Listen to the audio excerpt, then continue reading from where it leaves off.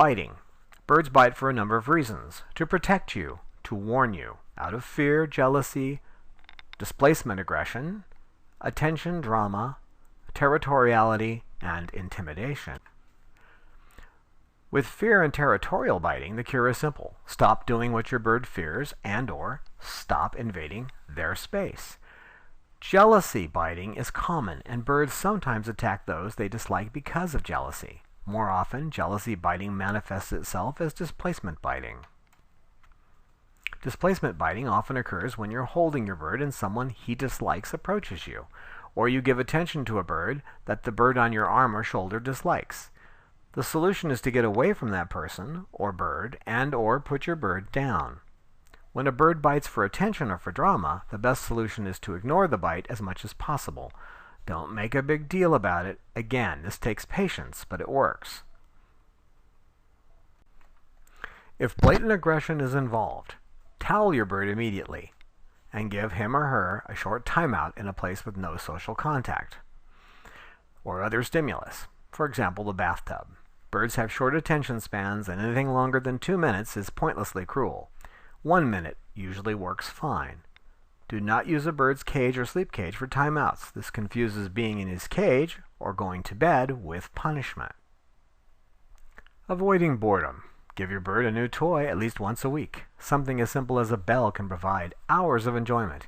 Even simpler toys such as strips of plain cardboard and empty and clean plastic tubs can provide considerable chewing, playing pleasure.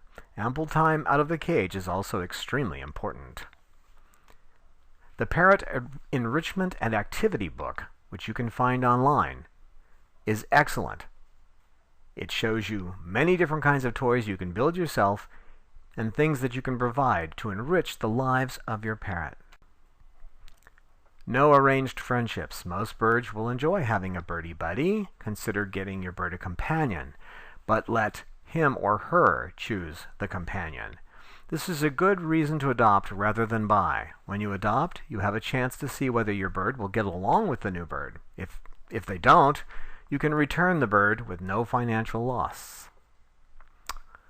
Feather picking. There can be an organic cause for feather picking, diet or zinc poisoning being common in well-cared-for birds, but neglected birds will often pick out of boredom.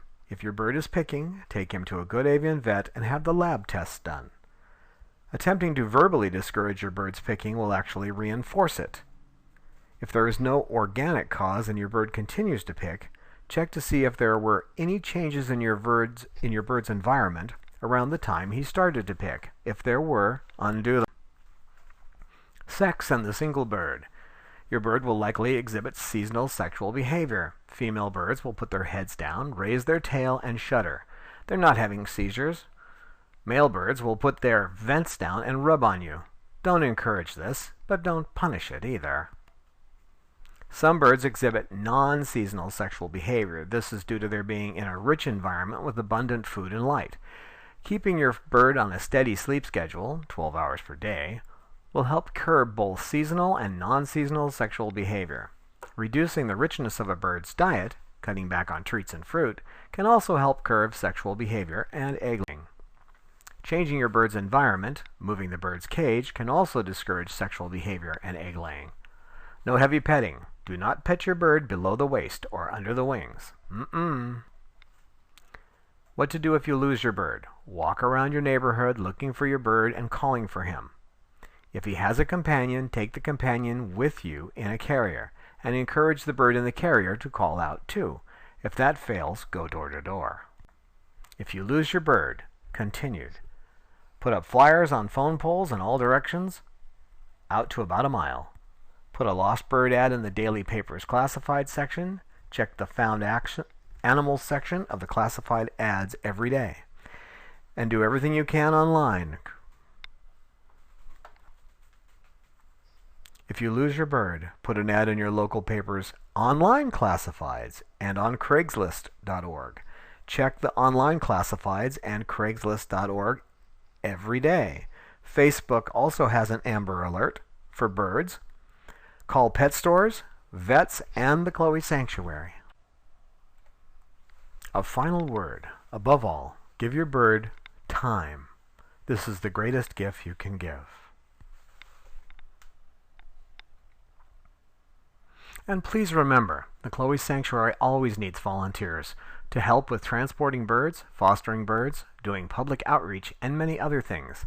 If you'd like to help, please talk with us after viewing this class. Our thanks to the Tucson Avian Rescue Foundation, TARA. Your tax-deductible donations keep us saving lives. Please donate today. www.chloesanctuary.org. The Chloe Sanctuary, P.O. Box 1958, Fallbrook, California, 92088-1958. If you have any questions, please call the phone number that you're looking at on the screen. And if you're interested in taking the test so you can become a volunteer or an adoptive parent, email Father Don at chloesanctuary.org. Again, that is Father Don at chloesanctuary.org.